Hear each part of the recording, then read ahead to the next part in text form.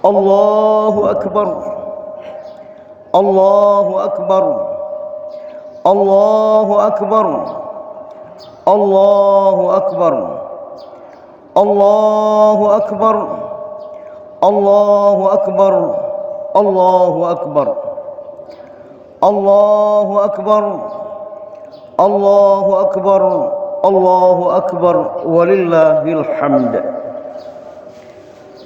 Alhamdulillahi wahdah, sadaqa wa'dah, wa nasara abadah, wa azza jundahu, wa hazamal ahzaba wahdah. Asyhadu an la ilaha illallah wahdahu la syarika lah, wa asyhadu anna sayyidana Muhammadan abduhu wa rasuluhu la nabiyya ba'dah.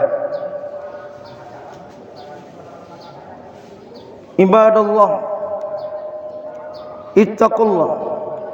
ittaqullah haqqa tuqatih wa la tamutunna illa wa antum muslimun. Wa qala ta'ala fil Qur'anil Karim, na'udzu billahi minasy syaithanir rajim. Bismillahirrahmanirrahim. Qul huwallahu ahad, Allahus samad, lam yalid wa lam yulad wa lam yakul lahu kufuwan ahad. Shadaqallahul azim. Ma'asyaral muslimin wal muslimat, sidang jamaah Aidil Adha yang Allah muliakan, puji dan syukur kita serahkan ke hadirat Allah Subhanahu wa taala, beserta salawat dan salam kita iringkan ke penggawa alam Nabi besar Muhammad sallallahu alaihi wa alihi wasallam, kepada keluarga beliau, kepada para sahabatnya, demikian kepada umatnya hingga akhir zaman. Hari ini merupakan hari yang mulia, yang penuh sejarah di dalam Islam, yakni Aidil Adha. Pada kesempatan ini izinkan kami mengucapkan selamat Aidil Adha kepada kita semua, terutama kepada DKM yang telah menjadi wasilah kita bersilaturahim pada hari Aidil Adha hari ini. Idul Adha ada beberapa rangkaian yang kita laksanakan, yang merupakan sunnah dari para nabi.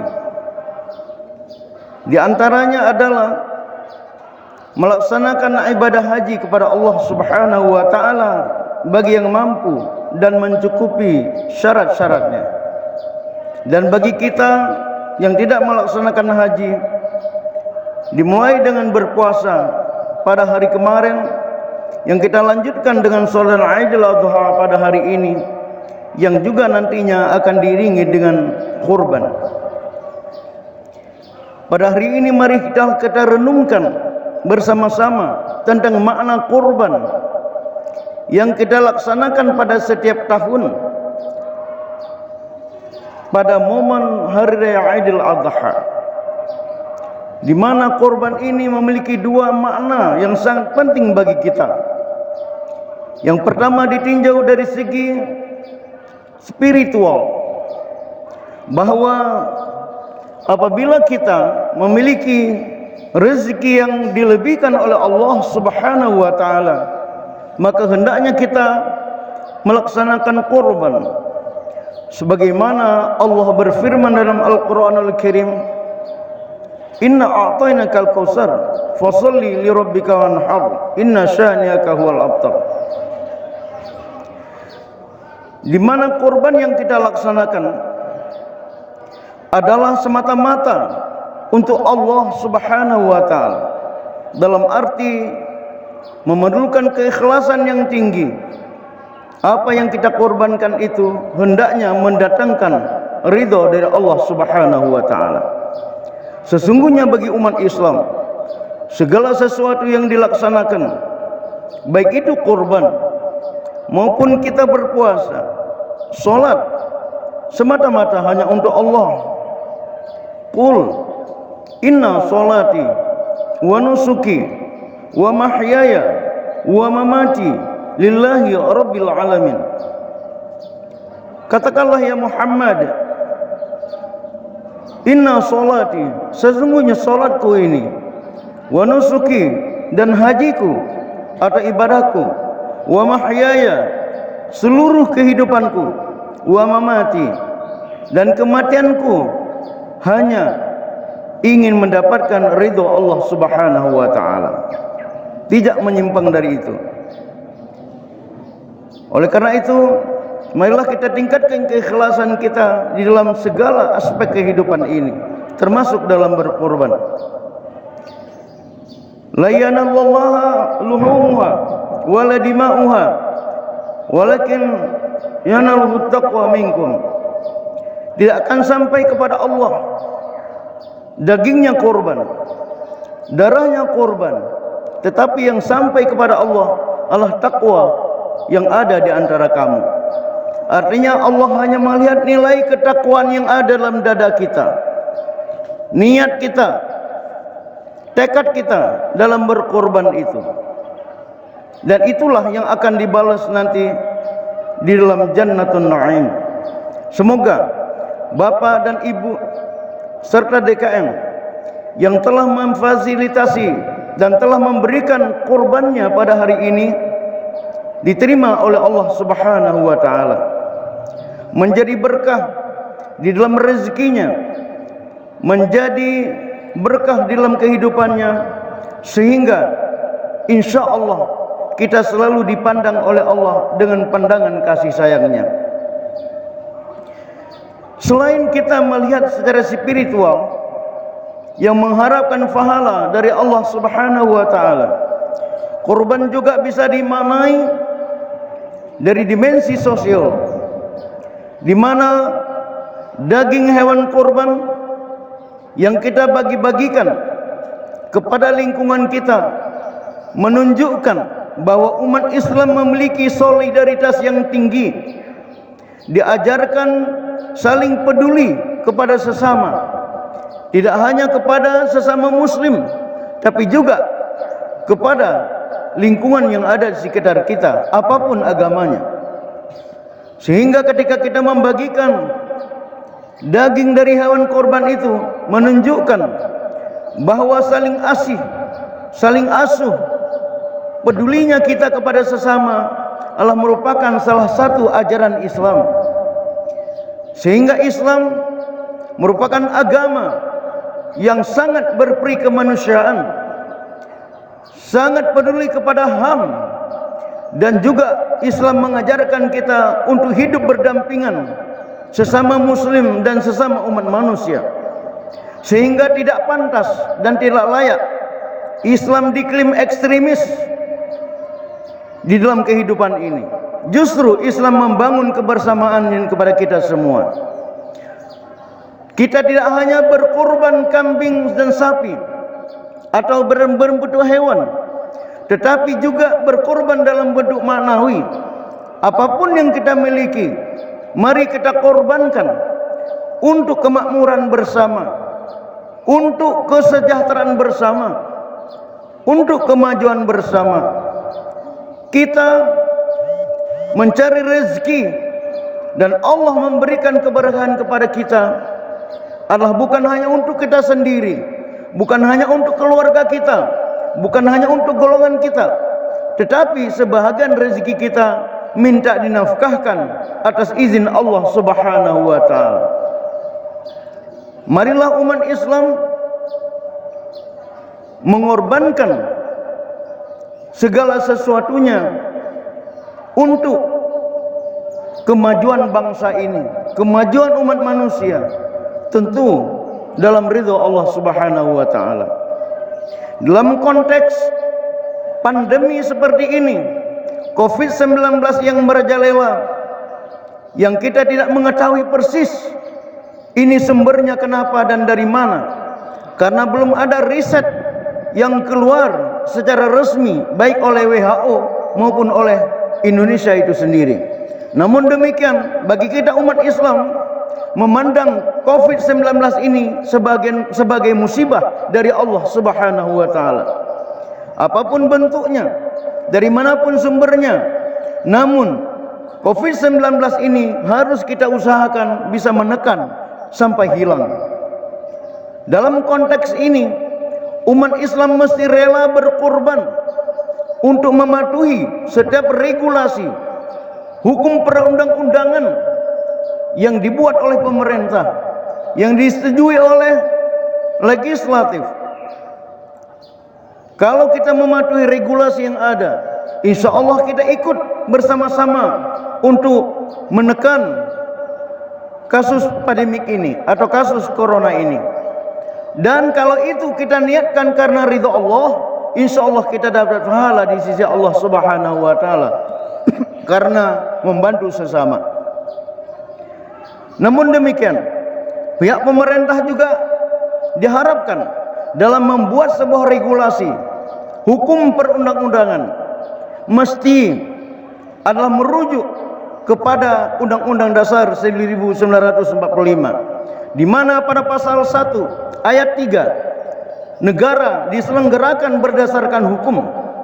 Artinya hukum adalah panglima tertinggi untuk mengatur negara ini. Bukanlah emosional, bukanlah sentimen negatif untuk menerapkan sebuah hukum. Dan ketika membuat undang-undang atau peraturan hukum atau regulasi, mesti merujuk kepada falsafah hukum, yaitu tujuan hukum itu sendiri bukan menyiksa, bukan untuk memberi sanksi, bukan untuk menghukum, tetapi hukum dibuat adalah untuk tujuan kerukunan dan kedamaian. Demikian tertulis dalam buku Bapak Sujono. Karena itu kalau regulasi yang dibuat hanya untuk menyiksa, untuk menghakimi seseorang karena sentimen negatif, maka regulasi tersebut perlu direvisi, bahkan dihapus di dalam buku hukum kita. Karena itu setiap hukum yang ada mesti dapat mengatur kita semua agar tertib dan bijaksana dalam menjalankan kehidupan ini. Bapak dan Ibu sekalian, penerapan hukum di negara kita adalah penerapan hukum yang diharapkan berlaku adil. Tidak ada arti hukum tanpa ada keadilan. Keadilan adalah hakikat daripada Islam. Allah memerintahkan kita untuk berlaku adil, untuk berbuat adil serta amanah. Dalam undang-undang kita juga demikian, bahwa peraturan hukum diterapkan secara seadil-adilnya, sebagaimana diajarkan dalam Pancasila, keadilan sosial bagi seluruh rakyat Indonesia. Di depan hukum, semua pihak berlaku sama, baik itu presiden maupun rakyat jelata. Tidak ada orang yang kebal hukum. Kalau ada oknum yang memandang dirinya tidak dapat dihukum karena jabatan tertentu, berarti oknum itu ditambah hukumannya menjadi hukuman pelanggaran terhadap Undang-Undang Dasar 1945. Kalau presiden atau pejabat tertentu melanggar hukum, tidak ditindak, maka bisa dipecat daripada jabatannya. Karena amanah daripada undang-undang, kita ini negara hukum, bukan negara sentimen. Oleh karena itu kita umat Islam berkorban dari sisi spirit, dari sisi sosial ini adalah memandang diri kita merupakan pihak yang ingin peduli terhadap sesama, baik di dalam sosial ekonomi, sosial budaya, sosial politik. Hidup kita bersama di negara ini, umat Islam mesti berperan aktif dalam partisipasi untuk menjaga keamanan negara, kemudian kemakmuran negara dan kebersamaan di dalam membangun negara ini. Hal ini bukanlah basa-basi, tetapi perlu kita terapkan dalam kehidupan kita sehari-hari. Rakyat tunduk kepada hukum, pemerintah juga tunduk kepada hukum. Mari kita bersama-sama membangun kemuliaan ini. Semoga kita diberkahi oleh Allah Subhanahu wa taala. Barakallahu li wa lakum wallahu ghafurur rahim.